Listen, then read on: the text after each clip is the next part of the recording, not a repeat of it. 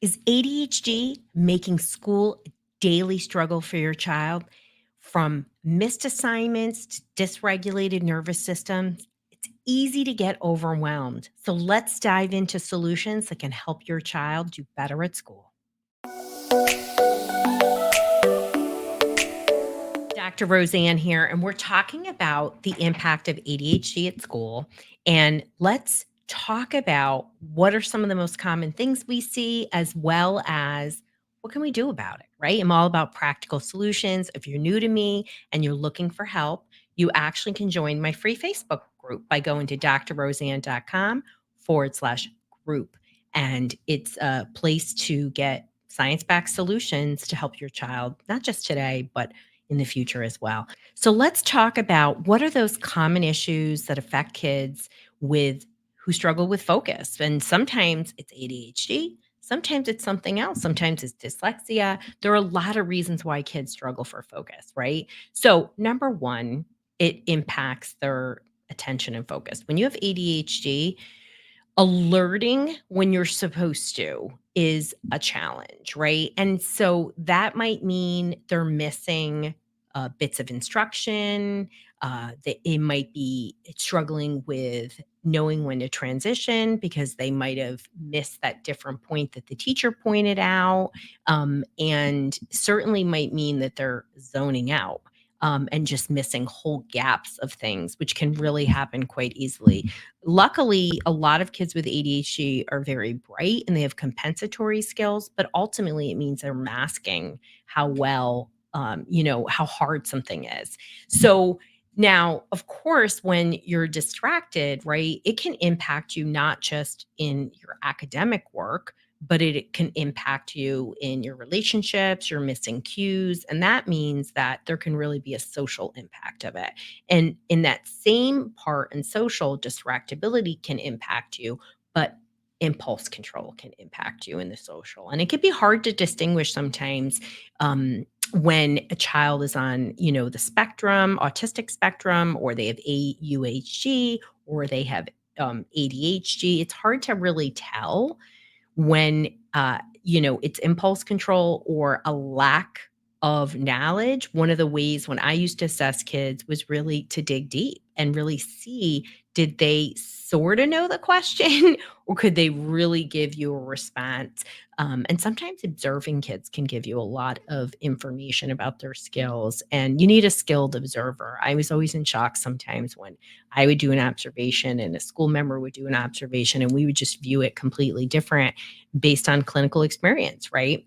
So now, one of the biggest challenges that you see with somebody with ADHD is executive functioning. So, executive functioning, the job manager of the brain, is really there to work with every part of the brain, your frontal lobes, and it tells the other parts what to do. So when you are struggling with attention, which is that brain's ability to alert, executive functioning is that part of the brain that helps us to plan with later tasks. So you are working towards some goal. And when somebody struggles with executive functioning, it means that they actually often don't see the end goal. They don't know what they're doing, right? So you're like, okay, we're doing this project in Spanish about influential leaders in of Latin heritage. Okay, so they might understand they have to do that, but they actually don't know what that looks like. Does this mean we're doing a presentation? What does that presentation look like? Is this a written paper? Now, that's where when teachers who are very explicit and have very clear goals and an example can be really helpful. But executive functioning in the real world, right? A lot of times we're forcing them to start in the beginning. And that's just a major problem because they have no anchor. I hope that's an aha moment for you. So, one of the greatest struggles as well is organization. And it's the physical organization of what you have to do, but also the organization of your items as well as having time awareness. These are all things, if you don't have a sense of time, it's going to impact you moment to moment from how long you're completing a task. And sometimes zoning out is a part of it. Sometimes there's just straight on time blindness. And, people that are time blind, even when you put organizational components in, they miss out, right? And, following routines, directions, and rules can be a real struggle for kids with ADHD. I know when I used to do observations, like I wouldn't observe until about 6 weeks into school because most younger kids and kids in general, it takes time for you to learn a routine, right? But, it comes in the Northeast, s- you know, third week of October, you got yourself a problem if you don't have that routine down, right? Learning routine and structure. And you can see that at home, but we're talking about, what do we see? And there's a multitude of other ways, but ultimately in the end, when you have ADHD, right, that if, a lot of these kids are super bright, they really rely on their intelligence, their memorization skills. But as the grades advance, and there's big transition years, first grade, third grade, sixth grade, ninth grade, college transition where the work just amps up. And so, what you'll start to see is that they have to produce particularly written work, and their brain works faster than their hand, and you start to see declines, right? I think one of the hallmarks of ADHD that I often saw was roller coaster, right? From semester to semester and up and down, right? So you go down, then you get interventions, you go up, you go down, you get intervention. So let's start with practical things. So most schools don't really even understand what executive functioning is. And again, as I noted, they'll often start with checklists and things. That is not the way you start, right? The most practical thing is to get them to visualize an end result and really to activate not just the visual centers but kinesthetic centers. Can they touch it, can they see what it looks like, and can they get up, can they move around, gesturing? These are all parts that activate. ADHD kids are kinesthetic learners almost exclusively. They're visual kinesthetic learners. They tend to not be auditory learners. No surprise. So we always want to start with the end result and then work backwards. That checklist is actually the last thing. So, what does it look like? What are the steps to it? And then what do I need for it? Instead, we're always like, what do you need? Let's get out your paper and whatnot. And their brain, it just, again, no anchor. So, one of the other things that we can do for kids is break down tasks, right? In that same way, we start with the end result and then we chunk out the steps. It can feel very overwhelming, and kids will have analysis paralysis and will not move forward. And these are things that, I think good teachers should do with all kids, right? So they can activate that. Certainly, structure and routine. Structure and routine is the friend to all learners.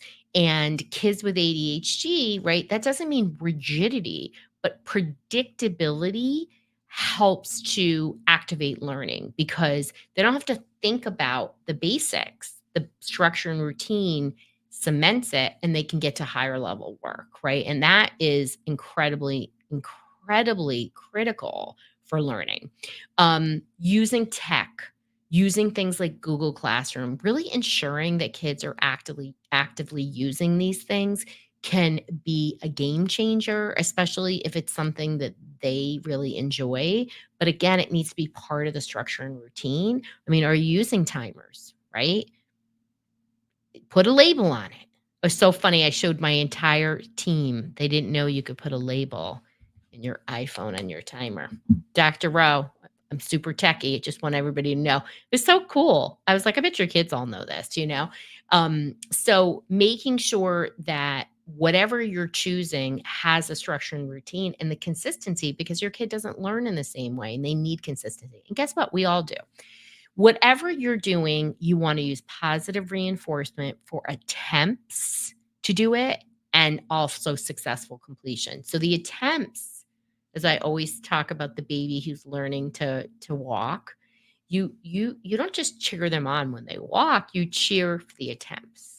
And that helps the brain. It helps the brain to activate.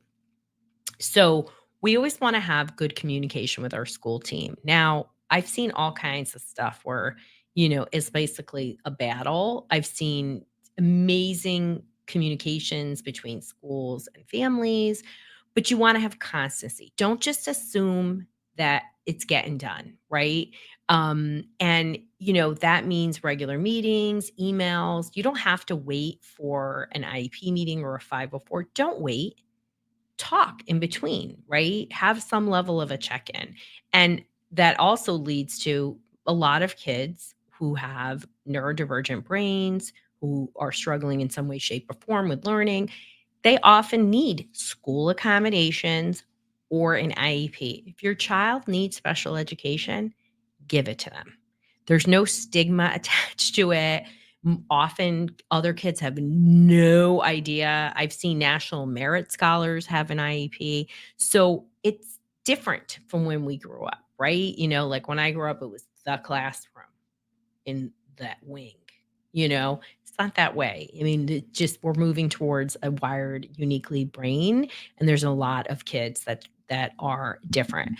So it's really important to, work with your teachers in the school. Don't leave them out, making sure your kids get what you need. And if you're struggling with IEP and accommodations, get an advocate. One of the things that I think is most missing with kids. And if you listen to the episode with Kat, please do, her dyslexic advantage. You got to develop advocacy skills. And kids aren't going to develop advocacy skills unless they understand the way their brain is working, what they need. We realized we had a math teacher who was really pretty insistent on doing mental math. And John Carl had skipped a grade in math. It's a long story. It was a choice. He wants to do it. He wants to be an engineer, and we'd focus so much on reading instruction, and the math just didn't get the same kind of attention because there was nothing wrong with it. So he had to double up, and so she was pretty insistent on a calculator. And then she went on maternity leave, got a calculator, and his grades went up like 20 points. And I was like, wow, he really needs a calculator.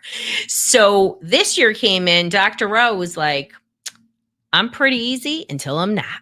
And I was like, we better be getting a calculator. I was like, of course, so I didn't assume it was going to be done because he had 20-point grade higher. I made sure it was done. So, and I did it in a nice way, So I always try to be nice. Remember, always try to be nice. So really helping them to know themselves, speak up. And so I said to John Carl, if somebody says to you that you can't use a calculator, you remind them. I know. And I was like, nope. I want to hear that because it was so much better for you, and it was such a frustrating process when you didn't have one. So the other things we can do as parents is we can help our kids develop coping skills and resilience, problem solving.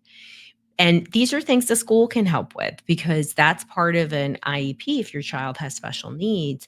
But we as parents need to do that, right? So, we have to co-regulate and teach those skills and be really explicit about it. When you have a wired uniquely brain, learning is harder and you just get more tired. And so you might not have the same problem solving ability and coping skills because you're literally tired.